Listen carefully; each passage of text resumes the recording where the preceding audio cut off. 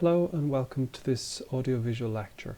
In this lecture, what I'm going to try to do is to give you some help and guidance on how to approach both the psychology and to a certain degree the interdisciplinary sections of the Level H Education Studies exam paper this year. To do this, the audiovisual lecture is going to work, roughly speaking, in two parts. In the first part, I'm going to focus specifically on guidance for this year's exam paper. To do that, since it's an unseen paper, I can't actually discuss the actual questions that are going to come up on the paper. But what I can do is I can discuss the general themes that will have come up in the psychology course this year that are relevant to the exam paper, and this will give you an overview of which themes will be inspiring the questions that are actually coming up and give you some guidance then on what areas you need to cover in your preparation for the exam. This will apply not just to the psychology section, the questions there, but also the interdisciplinary section, because what I'll do is I'll try to show you how the themes that come up in the psychology part of the course can be related to the themes that are going to give rise to the interdisciplinary questions. So you've got some idea of how you might be able to use the psychology concepts that you've learnt about in answering a question based on one of those interdisciplinary themes. So this will be the first part of the presentation. In the second part of the presentation, what I aim to do is to give you some more general guidance on how to approach preparing for an exam. And this guidance, I would hope, is not going to be just of use for the psychology part of the exam or even just for the education studies exam, but is intended as more general guidance for exams anywhere on any topics. I'm hoping that some of the stuff I'll cover there you'll find useful for any of the exams that you have to take this year. As I said before, this is an unseen exam, which means I can't tell you the exact questions that are coming up on the exam paper on the day. But there are many things I can tell you which will help you with your preparation, so I'm going to focus on those. The first thing I'll say is that in the exam paper there's a psychology section, and you'll only, if you choose to do a psychology question, you'll only be doing one question out of the psychology section, but there'll be two questions on offer in the psychology section, which means you've got a choice and you can pick the question you feel you can understand the best. The other thing I can tell you is that each of the two questions is most related to one of the areas that we've covered on the course, which you can see here on the slide as the primary areas. So there'll be at least one question which is primarily related to leadership, and there'll be at least one question which is primarily related to prejudice and stereotyping. I'm treating prejudice and stereotyping as a single area here. So again, that gives you more help in terms of your preparation. However, I would advise you against thinking, okay, that means I can just prepare one thing. I can just prepare leadership and then I'm fine because there'll be a question I can relate that to. The reason we don't recommend that is because it's a very high-risk strategy. Firstly, you might not like the leadership question when you see it on the day. And secondly, you may find it's very difficult to write an entire answer to the question asked just using concepts from the leadership area. As such, we generally encourage people to prepare several areas. Now, I don't have a magic number in mind, but I would say about 2 or 3 areas would be recommended. Now, which 2 or 3 areas you cover is up to you. At least one of them should be a primary area, as from what you see on the slide here. And then the other ones should either be maybe come from the associated areas, or maybe you want to cover both the primary areas and maybe one of the associated areas as your 3. And that gives you the most flexibility, because if, for example, you cover both the primary areas, then you have a choice of whichever question you like the most on the day. And the associated areas, whichever ones you pick, you'll probably find you can bring them in some way into any question asked. So you should pick the associated area or areas that you understand the best. Now, the other thing we generally recommend people do is that they should practice writing exam answers. Now, I have to stress here, you're not writing a practice answer so you can memorize it. That's a really bad idea. It's completely going against the way that memory works, and although I know some students seem to think that's a wonderful approach and they swear by it. My experience both in marking exam answers and studying memory tells me it's a bad approach, so I wouldn't recommend it. The whole purpose of writing a practice answer is, well, there's a few purposes. The first one, it gives you some idea of how much you can write in about 50 minutes, which is about all you'll have in the exam. So you get some idea of how much it's realistic to get down on a page or pages. And that gives you some idea of how many points you're going to have time to make in your answer. So you're not too ambitious in trying to do too many. The other useful quality of or purpose from writing practice answers is that it allows you to do a kind of a dress rehearsal for each of the different topics in each of the areas that you're preparing. So you get to kind of try out applying a topic or a theory or a study from one of the areas to some sample answers. And that's a good way to find out which concepts, which topics, which studies are the most flexible, are the ones you find easy to bring into many different sample answers. And whichever the most flexible ones, the ones you find easiest to understand and explain and relate to different issues in education, then those are the ones that you should prepare to bring into the exam itself. So that's the other useful thing that comes from preparing exam questions. Now you may wonder, well, how do you get sample answers to practice on? Well, there are past papers, but also the psychology questions typically require you to apply psychology to an issue in education. And so all you need to do then to come up with sample answers is to come up yourself with a bunch of issues in education.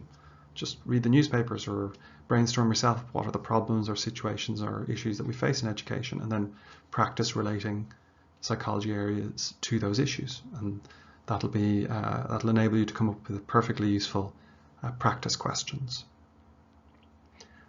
One thing I would stress though is that it's again risky to just prepare associated areas or rely too much on things studied in first and second year and think I'll assemble an answer out of those theories alone. Not preparing anything from the current year and not preparing either the primary areas is a very risky strategy, because again you may find it's difficult to assemble an answer just out of associated or second year stuff. One thing, the other possibility is that you may also be answering a question from the interdisciplinary area of the exam paper. Now the interdisciplinary area typically has only a small number of questions in it. This year I think it'll only have one, and the questions are usually very broad because they need to be something you can bring in multiple disciplines into the answer. I can't give you an exact question for the same reason as the psychology questions, but I can tell you that the theme for the interdisciplinary question this year is going to be to do with success and failure in education. Now that might be the success and failure of an individual student, or it could be the success and failure of the education system itself or particular types of education. But the question then for you becomes, well, how do I relate psychology to that theme? And here what you need to do is you need to look at any of the areas that you're preparing, the same areas, it can be the same areas you're preparing for the psychology question, and ask yourself, how can I use theories and concepts from this area to explain the success and failure of a student or a school or an approach to education? Can I use concepts from leadership to explain why schools or students succeed or fail? Can I use concepts from prejudice or stereotyping to explain the reasons why certain students may be successful or certain students may fail? And I think you'll find fairly quickly that it's not hard to use concepts in psychology to explain the success and failure of education, whether it's a system or a school or an individual. And in doing that, you can prepare for the interdisciplinary question in the same way that you're preparing for the psychology question. One other question that a lot of people have for us in preparing for the exam is that they wonder, well, do I need to bring in outside reading? Do I need to demonstrate that I've read lots of journals and stuff outside the lectures this time? Because that was something that we encouraged for the coursework essay. It's important to remember that the coursework essay is done under completely different conditions to the exam. You know it and we know it. And as such, it is, with access to all the world's libraries and the internet, we do expect you to go well beyond the lecture notes in your writing, to demonstrate to us that you have that skill, that you can find your own sources and use that extra reading to develop a critical understanding of an issue. But of course, in an exam, it's a completely different environment. You're not able to bring in any notes because it's a closed book exam. And as such, it would be unrealistic to expect you to be able to bring in massive amounts of information from all over the world. As such, since we know you have to sort of remember everything that you're bringing in, there's less of an expectation to show a massive broad scope of reading. Instead, critical understanding in an exam is demonstrated by your ability to very quickly and effectively relate the things you understand and have brought with you into your exam in your mind to the question asked, and to demonstrate clearly how those concepts help you to understand the question and to come up with an answer. And that sort of flexibility and that ability to do that under exam conditions is where you'll demonstrate your critical understanding. As such, you really want to bring in concepts that you understand well. And as I said before, you want to bring in concepts that are flexible, that you can relate to any number of different issues, so that whatever they are and whatever the question is, you can relate one to the other. Where you find those issues, the ones or the concepts and the studies that you understand really well, if you find some of those in the lecture notes, that's grand. If you find some of them outside, that's fine. But it's the ones you find that you understand the best and that you find are most flexible and could be related to lots of different issues. Those are the ones you should pick, and it's less critical where you find them. As long as it's a reasonably high quality source. Don't rely on internet websites to teach you about psychology. That's, I'd say, the only place where I'd say, no matter how well you understand it or how flexible it is, if your source is a website, I would generally encourage you to go and find a more reliable source to understand an issue. But apart from that, it doesn't really matter whether it's from lecture notes or a textbook or a journal article when it comes to an exam answer. Hopefully that's given you some idea of how to prepare for the exam. If you've got any further questions, obviously you can talk to the person delivering your session. But now I want to move on and look at some sample exam questions and how you understand them and make sense of them and then approach answering them. Now that you've seen the areas that are coming up that are going to be inspiring this year's exam questions, I wanted to look at one or two sample exam questions from previous year's exam papers to give you something to get your teeth into, to give you something to practice on in terms of interpreting an exam question, making sense of what it's asking. You can also use these to practice coming up with answers, either by writing them or just coming up with bullet points, to get some practice in terms of applying general psychology theories to specific issues. I should stress here that these are not intended as hints for the actual questions that are coming up in this year's exam. There's no guarantee that the exact question asked will be anything like this specific question. What I want you to do first then is I want you to pause this recording and read the exam question. And when you're reading it, I want you to be asking yourself a few things. Firstly, which areas in psychology do you think you can relate to this question? Secondly, what is the purpose of the question? What is it asking you to do with the various theories that you're applying? And lastly, are there any particular details about the question that you think might be worth mentioning in your answer? So pause this recording, look through the question, read it, make sure you understand it, and ask yourself those three things. What areas would you bring in? What is the question asking you to do with that knowledge, that information? And are there any details in the question you might want to bring up in your answer? So I'm going to stop talking for a minute, pause the recording, and when you're ready to go and you've read the question, start it again. Okay, hopefully you've had a chance to read through the question, do a bit of brainstorming in terms of what areas of psychology you can relate to this question, and then also consider sort of what the question is asking you to do and what are the salient features. In terms of the areas of psychology you could bring in here, there's any number of areas that you could make relevant to this question.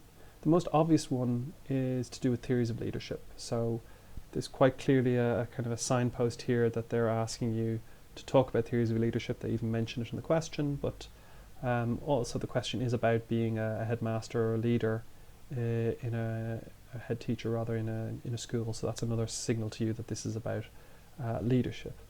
But that's not to say you couldn't bring in other areas. I mean, you might want to ask yourself, for example, is it likely that there are going to be any aspects of persuasion involved here? Is the head teacher going to need to persuade people or convince them to change their attitudes, in which case you might want to bring that in. Or you might want to think about bringing in issues such as conflict resolution. Is there likely to be conflict between the different groups of students or different groups of teachers? How will a head teacher resolve those conflicts? Now, those are just the first and most obvious things you could bring in that pop into my head, but there may be other ones that occur to you. And one of the things you have to remember is that there's no absolute right or wrong list in terms of what you bring in. Whichever theories you bring in that you feel the most useful, that are offering the best explanation, the most effective explanation of what's going on, or the most useful suggestions on how to tackle this area, those are the ones you should bring in.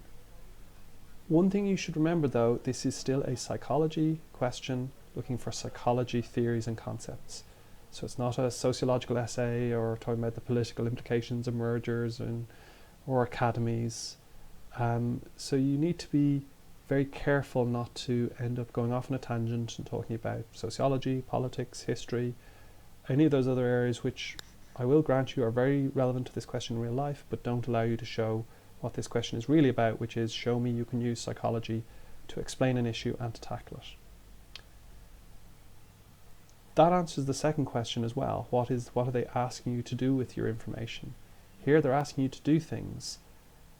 Firstly, they're asking you to sort of show how you can use these theories to explain a situation, but they're also asking you to show how you can use these various psychology theories to make a difference and advise somebody on how to make the merger more effective or less stressful for them and the other people involved. In terms of salient features, are there any details you might want to bring out in your answer that you could connect your answer to? It's always a good idea to try and connect what you're talking about back to the question asked as you go on through your answer. Don't leave that all to the end, or don't think you've covered it all at the start. Along the way, if you can make connections back to specific features of the question, it helps keep your question relevant. In this case, I would suggest that few details that might be relevant or that you might want to bring up one or more of these in your answer. So for example, it might be worth considering, okay, if this newly appointed teacher is going to have to bring together two groups, does that mean just bringing together two groups of students, or could it also be seen as bringing together two groups of teachers as well? So you could think about unifying the school on two levels. That might be something you may or may not want to bring into your answer, depending on how well it fits through the theories you're going to mention. Another thing you might want to ask yourself is whether or not the things that will make the leader more effective, are they things about the leader themselves? Are they traits, qualities that the leader has, or are they actions, things that the leader is going to do? Because if you're talking about the person's traits, there might be certain theories which are more relevant to talking about somebody's traits. If you're talking about their actions or behaviours, there might be other theories which might be more relevant there. The last thing I would sort of raise about this particular question, which is worth thinking about, is, well, this question seems to be asking for you to do an intervention section, which is a bit like the intervention section in your coursework essay. Is that going to be true in every question asked? It's not guaranteed that every question is going to have an intervention section or require you to come up with a suggestion on how to intervene, but this question clearly does. So it's asking you to consider what are the approaches to this situation, meaning what can the person actually do. So yeah, I think there's definitely a signal here that you should be coming up with some practical suggestions that the person in this situation can use to make the situation better. Now there's no hard and fast rule about when you mention these. It doesn't necessarily have to all come at the end as it did in a coursework essay. You can mention interventions as you go along, but I would say that by and large you should look to see whether or not the question is asking you to come up with suggestions, ideas, things that can make the situation better. And if it does, definitely worth including those little interventions as you go along. This is another example of a question taken from a previous year, from a previous paper. As with the previous question, what I want you to do is to pause this recording and read through the question. And what you're, again, trying to come up with is, can you think of which areas of psychology or even which theories you might apply to this answer? What is it asking you to do with those theories? What's the purpose of the question? What is it looking for in its answer? And again, are there any salient features, any details you might want to bring up in that answer? So again, pause the recording, have a think about those 3 questions, come up with your own answers, and then play the recording to go through my sort of advice.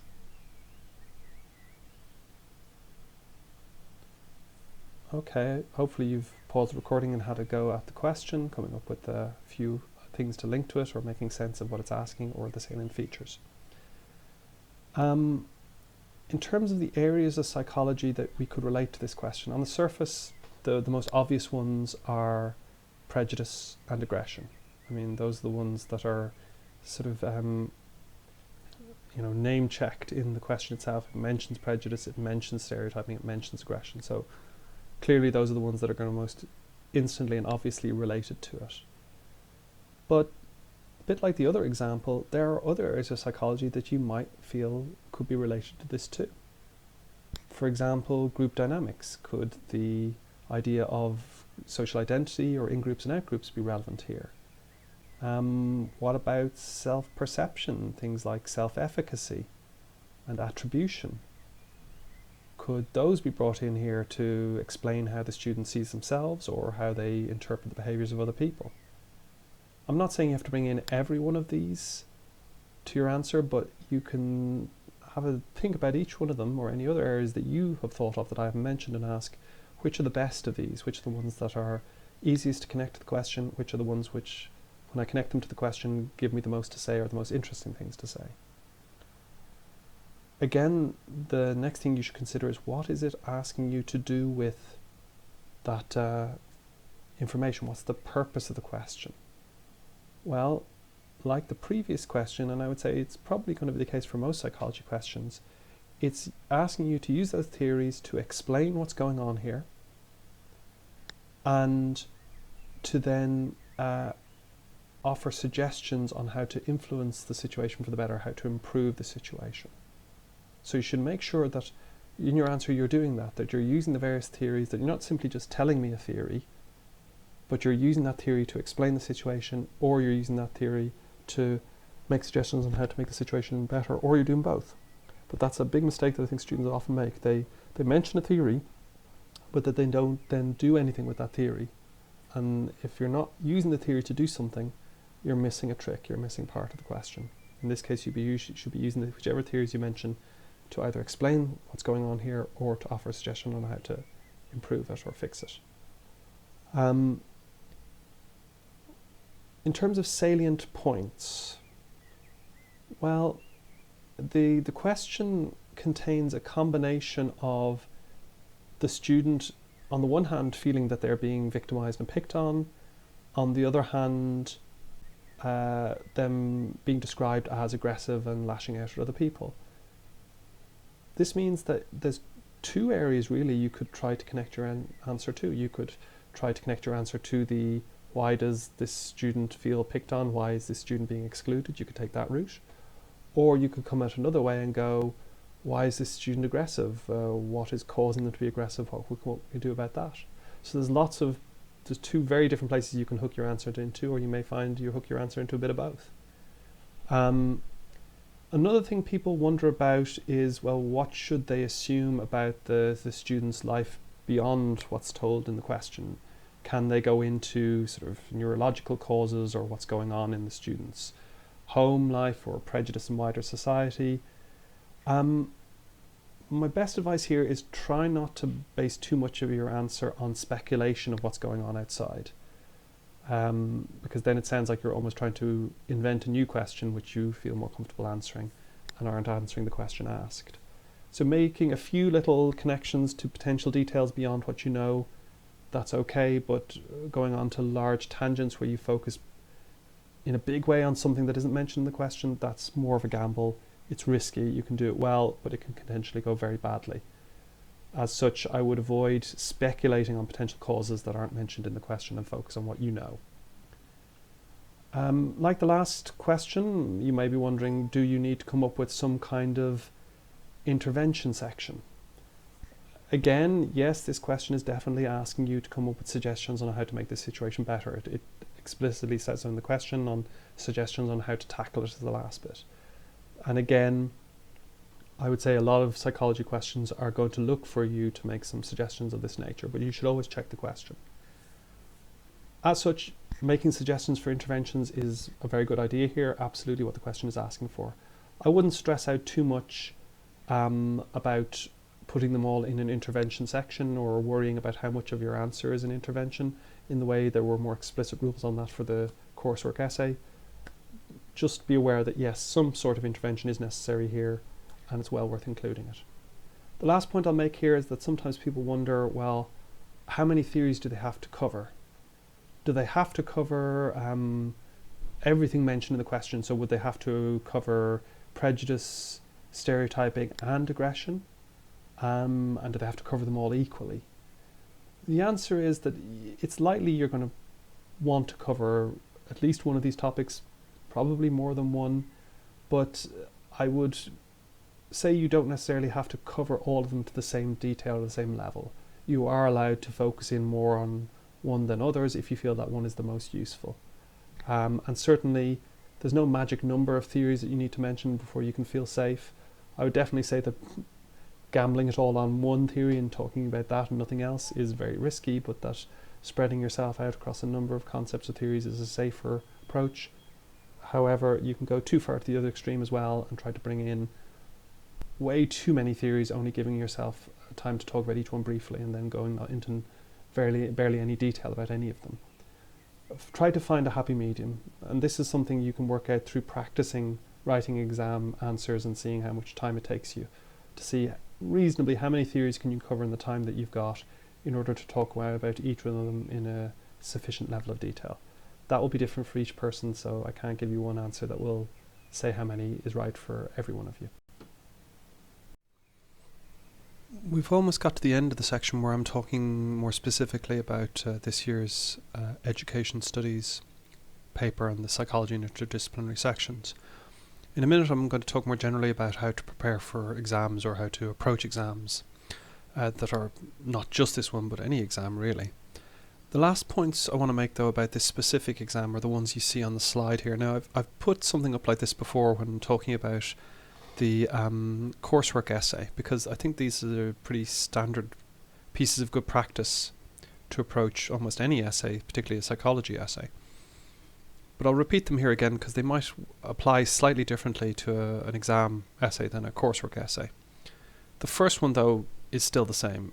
Your absolutely most critical first step is going to be reading the question carefully and making sure that you understand it. Now, given that you're not going to see this question before the day of the exam, there's always a temptation to start writing immediately, to panic, to watch everybody else getting started and think you have to rush it too, but you don't. And not rushing it could be the smartest thing you've ever done. It's very easy to read a question quickly, jump to the wrong conclusion about what it's asking, and then everything you do after that point, no matter how effectively you do it, is built on a flawed foundation. Take your time, read the question, make sure you understood it. If you're not sure, put your hand up to see if any of the people there can check or clarify a point for you. If they can't, they may be often able to contact somebody, one of your tutors or someone like myself, who can double check to make sure you've understood this correctly. Why have any doubt about it? Why plough ahead when you're not absolutely sure? Take the time, be sure. The second thing you need to make sure you do is that you are constantly answering the question asked.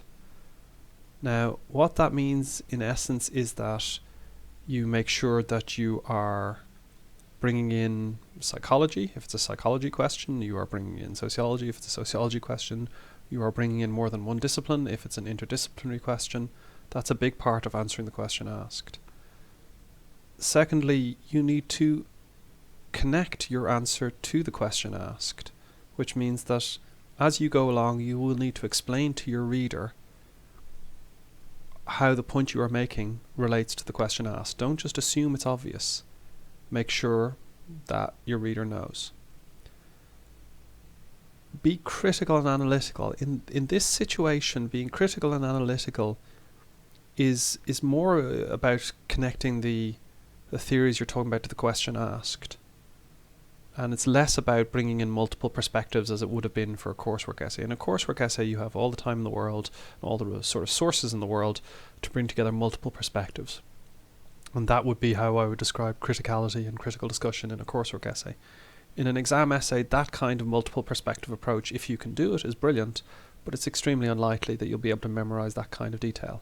So instead, I would say criticality and analytical skill will be demonstrated by your ability to relate the theories you're talking about to the question asked and to then explain what it reveals about that issue or how it can be used to help that issue. Showing what it reveals and offering something genuinely interesting that it reveals, that's a very good example of criticality and analytical skills. So make sure you do that. Make sure that you don't just talk about a theory and go, right, I mentioned that theory, look, now I understand that theory, that's enough. No, it's not. You have to connect it to the question asked. You have to use the theory to explain something about the issue that isn't obvious already, or to make a suggestion which is clearly drawing from that theory on how to tackle this issue. Last but not least, I've mentioned this before, always psychology if it's a psychology question, always sociology if it's a sociology question, always a mixture of disciplines if it's an interdisciplinary question. Make sure you are using and demonstrating the knowledge that they, and by they I mean me, when the examiners and other people like me are looking to see, do you understand? So in my case, or whoever it is that's marking your psychology question, I'll be looking to see if you can demonstrate your understanding of psychology. Make it clear you're using psychology, don't get sidetracked into using other concepts from other disciplines, and you can't go too far wrong. One of the questions a lot of students have about the exam is how to approach referencing in an exam. Students obsess about referencing, even in coursework essays, and they obsess about it in exam essays. And in both cases, referencing is not a critical issue. It doesn't decide a large portion of your marks. It's something you need to do consistently throughout a coursework essay, sure, and you need to get it right. But it's not a major determinant of the marks. The marks are majorly determined by your ability to use sources to construct a good argument that answers the question. And if you do that, I would say the vast majority of your marks have been decided whether or not you do a good or bad job about referencing. Certainly as you get up to the higher level of marks, the high 2-1s and the firsts, being meticulous and making no mistakes in your referencing is important there, because you don't want anything to distract from the clarity and the efficiency of your answer. But I've never really seen an essay where referencing was the make or break issue. Now, with an exam, I would say referencing is even less important than it is in a coursework essay. And the reason for that is that for this kind of exam, which is a closed book exam, you're not allowed to bring in a reference list, you're not allowed to bring in any textbooks. Here you're being asked to do referencing under impossible conditions. In a coursework essay, you're being given a chance to do referencing under normal conditions, the kind of conditions a professional academic would work in, and as such we want you to aim for professional academic standards in your referencing. But no professional academic would ever have to produce references under exam conditions, locked away in a room under an impossibly tight deadline, not allowed to look at anything, not allowed to check any details. So no one would expect you to produce professional referencing under those circumstances, or at least it's a ridiculous trick to expect somebody to produce professional references under those circumstances. So first and foremost, you don't need to have a references list at the end of your essay. You're not allowed to bring in a references list to the exam, so in return you're not expected to produce a references list at the end of your essay the way you would in a coursework essay. Not needed here. What about references in the text though? What do you need there? Well, you do still need references there, mainly to help your reader to know which theory or concept you're talking about. It may be very clear to you which theory or concept you're applying to a particular point that you're making in your answer, but that clarity may not exist for your reader. They may not know which theory you're talking about. And so some kind of reference is needed to identify which theory you're talking about or which concept you're talking about. Now, how you reference the theory or the concept is more flexible here than it would be in a coursework essay. You could identify the theory or the concept by name if it has a very identifiable name, like social learning theory is a very identifiable concept. You could say that. Or sometimes the concept isn't very identifiable by its name. So, for example, there are many, many theories of memory.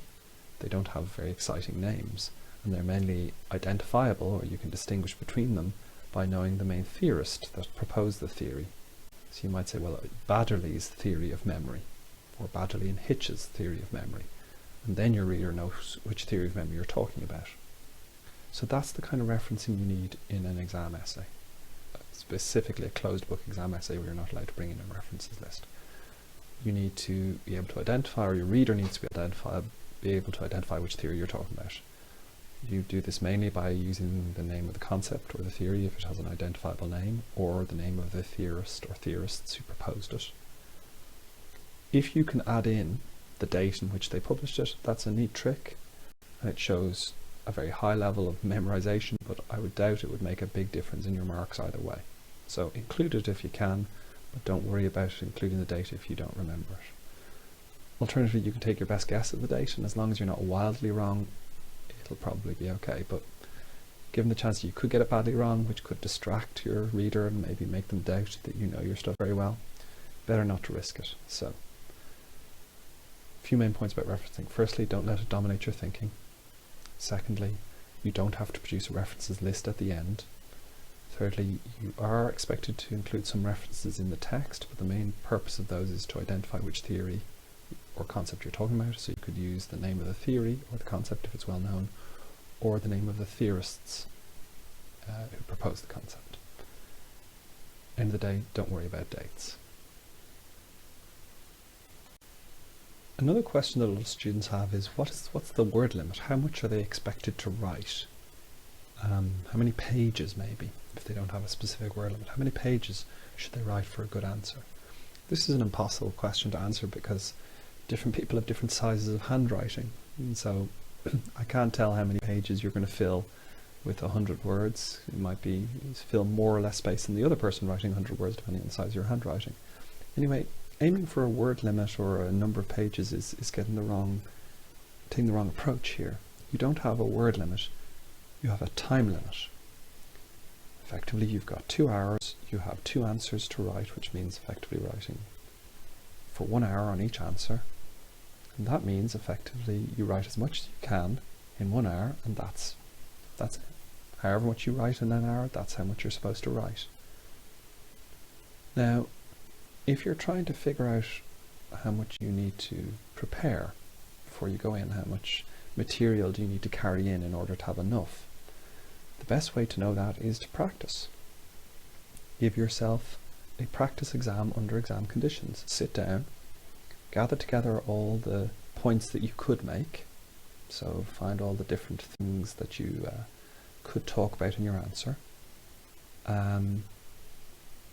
Convert them into a set of notes, bullet points that you could memorize theoretically, and then sit down and try and write an answer based on those points. And after, set a timer for an hour, and when the time is up, see how many points you got through. Now, if you find that at the end of the hour you only got through half the stuff that you had planned to write, well then you now know you've got too many points. You need to cut it down to an amount that you could conceivably get through in an hour writing. If you find that you actually run through all the points that you want to write well before the hour is up, then you know you don't have enough points. You need to go off and find some more, or find some more details to expand on the points that you're already making. And that's how you figure out how much material is enough to bring into the exam. But remember, you're working towards a time limit, not a word limit. So don't worry about the size of your handwriting or the speed of your writing. It is what it is. Just accept that it is what it is and do the best job you can do with the amount of time that you've got.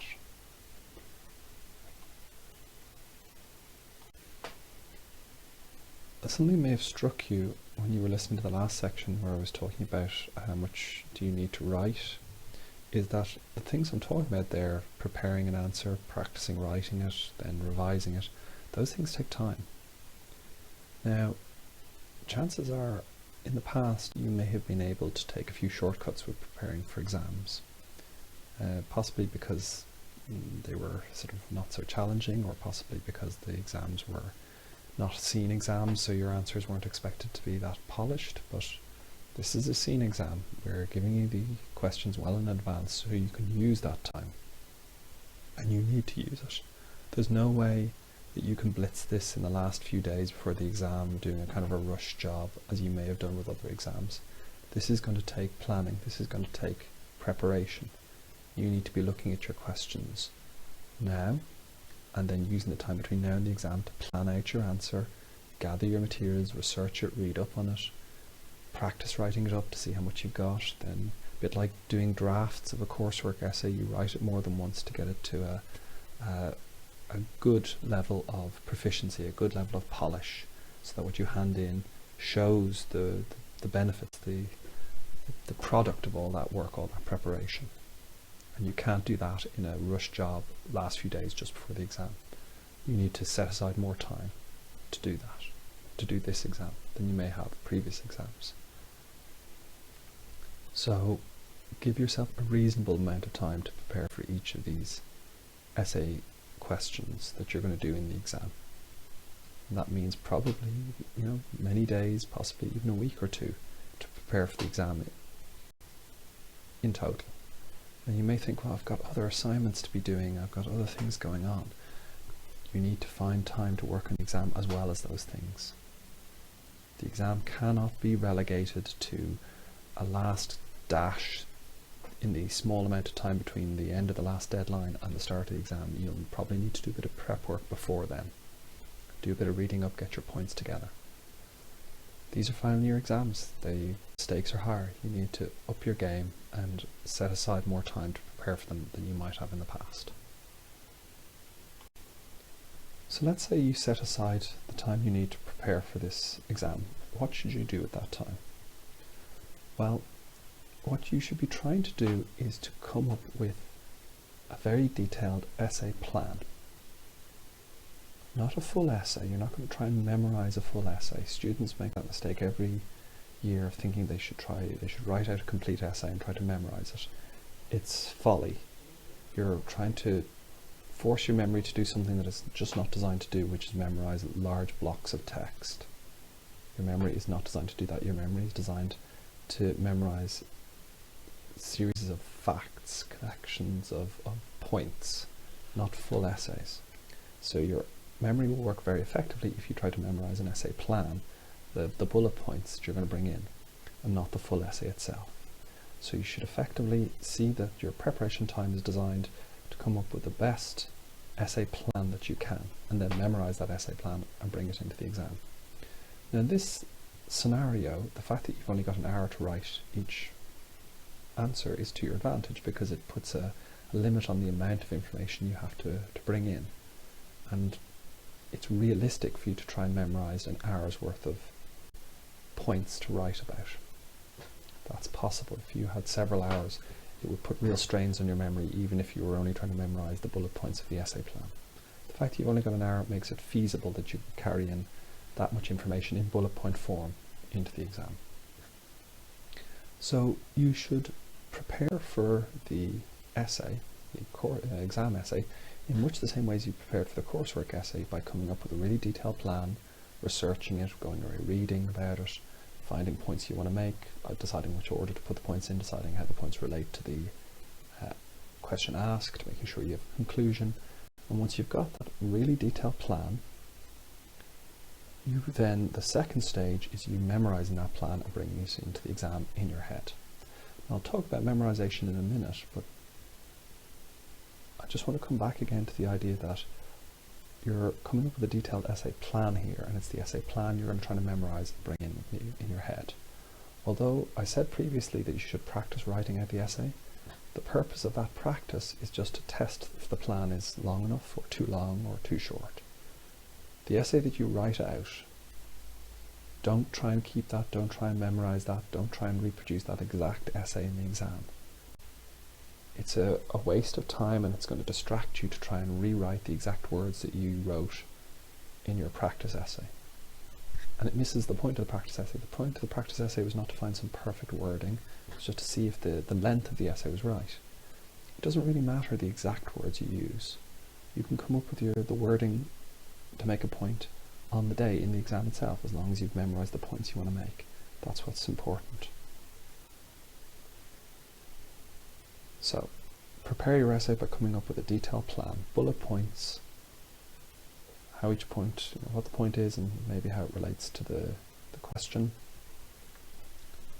And that's what you prepare, and you do that by reading up and kind of structuring your answer in much the same way as you did for your coursework essay. The second stage then comes memorizing the plan. How do you do that?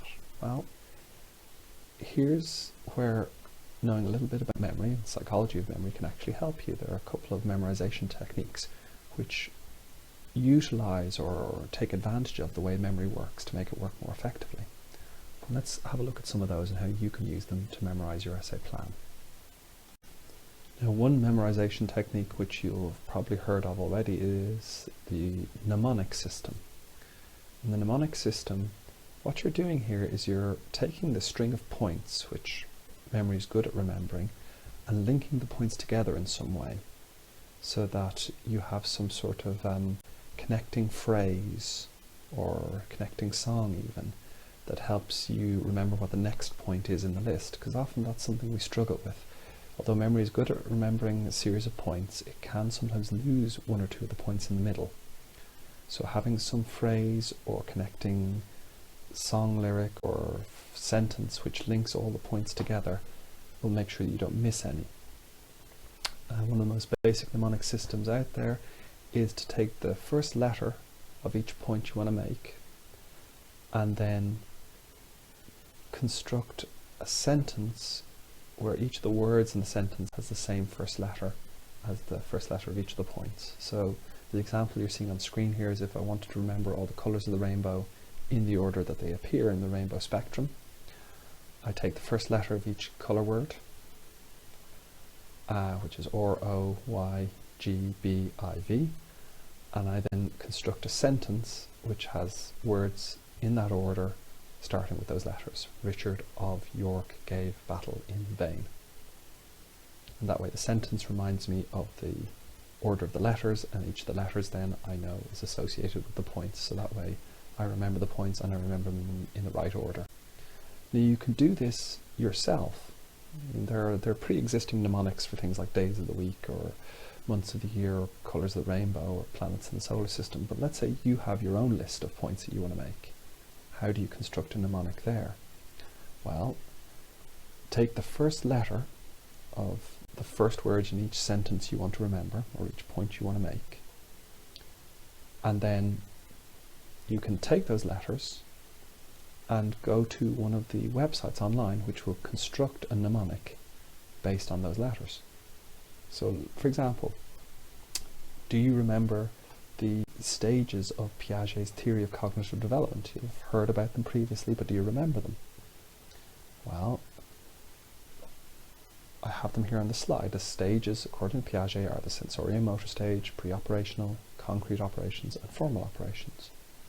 So I could take the first letter of each of those concepts, S, P, C, F. I can feed it into a mnemonic generator online, and it'll come up with a number of sentences based on those first letters. And I pick the sentence that I find the easiest to remember. So the one I have here is sentimental puppies caress faces. And that's a really easy sentence to remember, and so I can now use that to remind me of the various stages of Piaget's theory. And you could do this as well. Once you've got your essay planned, look at all the points you want to make and take the first letter from each point, put them into a mnemonic generator, come up with a sentence which will help you remember all the different points you want to make and the order you want to make them in. So it's very effective. But there are other methods. If mnemonics don't work for you, let's see what the alternatives are. Another approach is to try and condense down the information you're trying to memorize into an image. Now, memory often works best when we use images and words together. And so trying to combine all the points you want to make into a single larger image with different parts and sections and words connected to the different images within the larger image is a surprisingly effective way to remember a plan. So you may know, I've given the example here on the screen that looks a lot like what some people might call a mind map or a spidergram. And presenting it in this way means that you can then, if you stare at the image, study it for a long time, eventually the image itself will become something you can memorize and something you can then scrutinize in your memory in the exam. You'll find actually it's not hard to bring this entire image back to your memory, even though it's very detailed. And then in your memory you can almost scan the image looking at the different parts to remind you of the different things. Now the words themselves may be harder to recall, but the pictures will be much more memorable. So you'll remember, for example, if you were doing the one that you see on the screen, you remember, hold on a minute, there's something in the bottom right hand corner, oh, it's a cup, right, okay.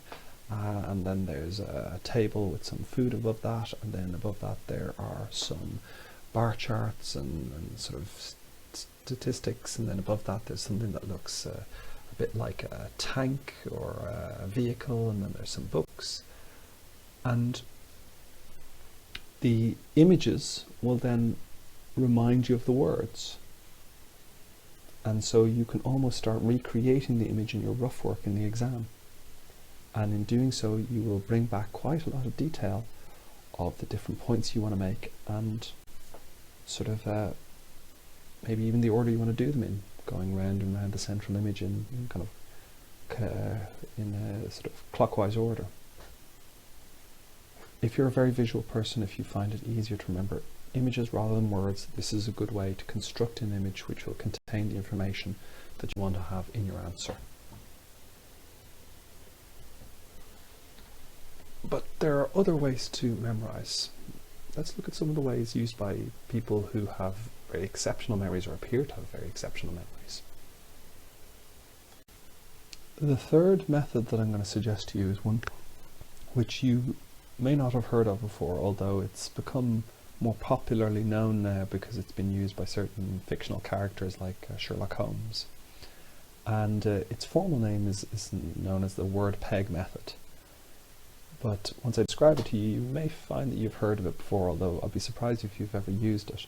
This is a technique used by people who often seem to exhibit exceptional memory, or people who need to use their memory for performances on stage, or as actors. And what they do here is they take advantage of the fact that there are some locations which we're very familiar with. Our home is probably the best example, and that we have a very clear memory of these locations in our head because we live in them and we travel through them so often that the memory has become very sort of strongly imprinted. What you may not know is that you can use this existing memory, this very clear memory of a location, and use it as a kind of a template, a piggyback on top of this memory, other things you want to remember. And you do that by taking the things you want to remember and placing them, mentally speaking, in locations around this place that you know very well. A bit like hanging it on pegs in different houses or different rooms in your house. And so I find this works well for my shopping, that if I want to remember my shopping list, I imagine, before I go out, I imagine different rooms in my house and the different items I want to remember being in different rooms. So I might put the milk into the sitting room, and I put the cereal into the hall, and I might put the bread into the sitting room, the dining room, and I might put the cheese on the stairs. I do this mentally speaking. I place the different items I remember in different places around the house. And then when I get to the shops, all I need to do is mentally walk around my house, and I will find I encounter the things I've mentally put there. They still exist there in my memory for a while. Now you can do this with anything. Now obviously with more abstract concepts, it becomes harder to find a thing to represent that concept as a physical thing that you can place around your house, but it can be done. So let's go back to Piaget's stages again. Do you remember what they are? Well, just as a quick reminder, they are the sensory motor, the pre-operational, concrete operations, and formal operations. Now what I need to do is I need to find an image, a thing, which I can use to represent each of these concepts, and then I can put that thing somewhere in my house. So as you'll see on the screen here, I've decided, well, the sensory motor. Okay, so I'll take a motor, like a car engine, and I'll put that in the hallway of my house. And then I go upstairs to my study, and in my study I need someone who's about to go in for an operation. They're pre-operational, so put the person in a hospital bed in my study. And then I go into my bedroom and I put a concrete mixer there to represent concrete operations. And then I go into my bathroom and I put some formal wear there, like a dinner jacket, to represent formal operations. Now, when I go into the exam, I can walk around my house and encounter the motor, sensory motor, and then I go upstairs, find somebody pre-operational, pre-operations, go into my bedroom, concrete operations, and into my bathroom, formal operations. And in this way, I can remind myself of the different things I want to mention in my answer. Now, these techniques, none of them is designed to replace proper study. You still need to study something, you still need to design your essay plan, you still need to know your essay plan so well that a single word will help you remember an entire point that you want to make. All these memorization techniques do is help you to ensure that you bring as much of that planning, as much of that work that you've already done into the exam and remember it clearly. But you still need to do the groundwork, you still need to know, you still need to design your answer, you still need to find the materials to put in it, you still need to relate those materials to the question asked. All of that hard work needs to be done, all of that groundwork needs to be done, and then these memorization techniques are the last step, the very final link that will help you bring as much of this information as you can into the exam itself. Just to come back to one point that I've made a few times now, just to make it absolutely clear, this is a closed book exam. It's a seen exam, which means you get to see the exam questions before the exam itself. But it is a closed book exam, which means you're not allowed to bring in any notes, any materials, any references list, none of that is permitted. And I'm just making it very clear here so that people understand this, that when I talk about bringing things into the exam, I'm talking about bringing them in your head, memorization. You're not allowed to bring in an actual essay plan. And if you were foolish enough to do that, you could end up facing a serious academic misconduct charge. So, memorization, not plagiarism. Don't bring in any materials except the ones you have memorized in your head. Just making sure that that's absolutely clear. Also be aware that other exams by other departments might have different rules. So make sure you understand what the rules are for each exam that you're sitting. The rules I'm describing here apply to the Education Studies exam, and only the Education Studies exam. Other exams may work under different rules. It's your responsibility to check and to know. If you're in any doubt, talk to your tutor. Another thing I've mentioned a few times through this podcast is that you should talk to your tutor, and I really think you should. I think you've got an excellent opportunity now to talk to your tutor, to get anything you're not sure about clarified, to check your understanding about anything. But sometimes people don't talk to their tutor because they're worried about, well, what if they ask the wrong thing? What if they say something, they ask for something they shouldn't ask for? People really shouldn't worry about this. If they were unlucky enough to ask something that the tutor can answer, the tutor will say, I just can't answer that. It won't cause any problem. There's no need to feel embarrassed. It's just a mistake, and everybody makes them. But I thought it might help if I clarified here on this slide what you can ask your tutor to do and what you can't. The idea here is not to discourage you from talking to your tutor by focusing on the things that you can't ask them, but instead to show you all the things you can ask them and show what a terrific resource the tutor is, so that you make sure you make the best use of it. So as you can see here, these are the things you can ask your tutor to do, and you should definitely take advantage of this. But be mindful that there are other things that you can't ask them to do, and if the tutor says no, this is just to clarify, it's not personal, it's not them being lazy or not them being a mean person or not liking you. It's something that all tutors are going to be doing the same or not doing the same, so that everybody could be sure we're kind of not playing favourites or not disadvantaging or advantaging anybody. It's the same rules for everybody in terms of the tutors for this part of the course. Again, I can't speak for what tutors in other departments or in other areas of the university might be doing. This is what Ed Studies tutors are going to be doing, and that much you can be confident of. I wanted to finish off on a slightly more positive note. I think that in the rest of this podcast I've been trying to show you all the things to keep in mind and warning you of certain things to avoid doing and mistakes that people make. But I didn't want to sort of finish off without reminding you of some of the more positive things to keep in mind, because stress is a factor in any exam. It's an important factor, really, that if we weren't stressed we wouldn't push ourselves to the higher levels of performance we achieve under exam conditions. That stress is almost a necessary motivator, but when stress gets out of control it starts to get in the way and actually inhibits performance instead of enhancing it. So I wanted to finish off by reminding you of a few things that you should keep in mind if your own stress is kind of getting the better of you. A few de-stressor thoughts, you might say. The first of them is to remember that the examiner wants you to do well.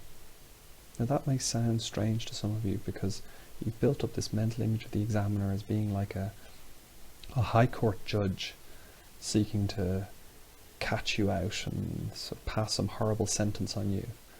Judge, jury and executioner. Students have this image of examiners as people who are looking to find mistakes and looking to mark them down.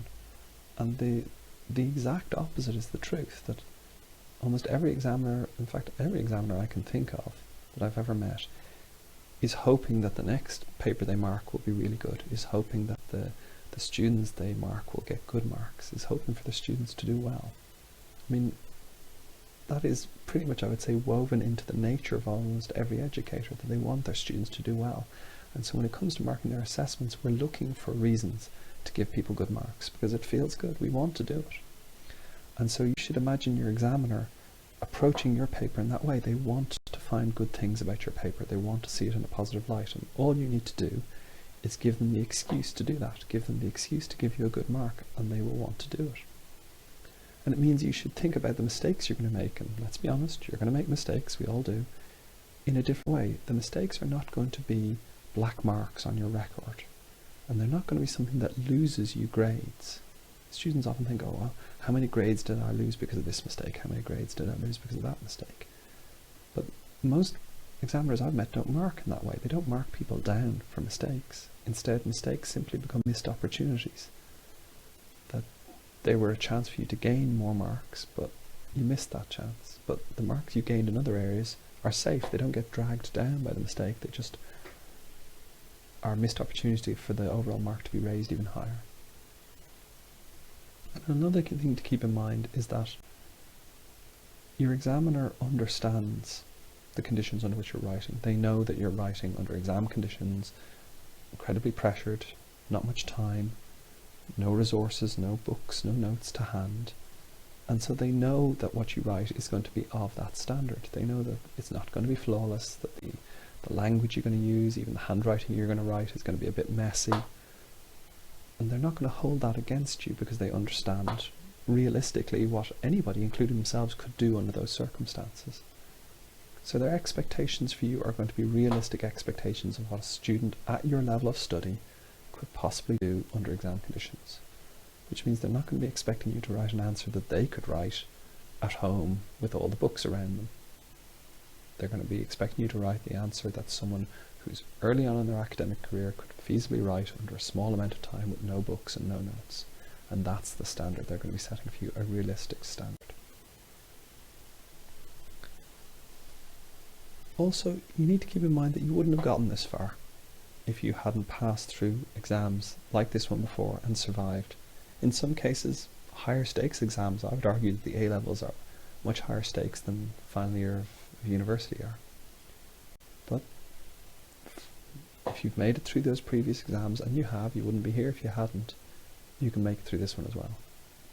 And lastly, remember that the exam mark you get is just one mark you'll get of many marks, and that your degree is going to be determined by an overall evaluation of all the marks you've gotten, not just these exam marks. So don't let this exam sort of become the be-all and end-all in your mind of what's going to determine your degree. It's not. It's one of the marks that we'll look at, but we'll look at many others as well and get an overall impression of the standard of your work. I hope these have given you at least some reassurance that although this exam is going to be tough and you have to set yourself a high standard, that it's a standard you can achieve. As I said before, if anything I've said here is unclear or you're unsure about it, talk to your tutor, get clarification, get reassurance, and remember that this exam is something that you can do. It's well within your ability levels, and hopefully some of the stuff I've shown you here in this podcast will help you to achieve the best possible performance that you have within you, and nobody could expect any more from you. Thanks very much for listening, and best of luck.